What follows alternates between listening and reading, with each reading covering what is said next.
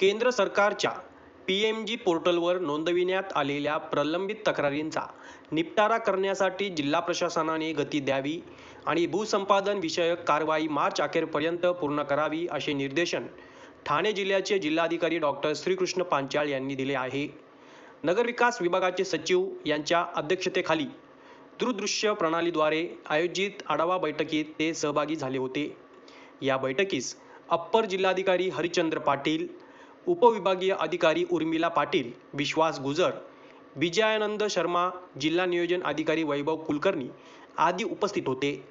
या बैठकीत प्रामुख्याने ठाणे जिल्ह्यातील भाईंदर, भिवंडी, कल्याण, उल्हासनगर आणि शहापूर येथील भूसंपादन प्रकरणाचा सविस्तर आढावा घेण्यात आला. विविध प्रकल्पांसाठी सुरू असलेल्या भूसंपादनात येणाऱ्या तांत्रिक अडचणी आणि त्यावर केलेल्या उपाययोजनेचा अहवाल यावेळी सादर करण्यात आला.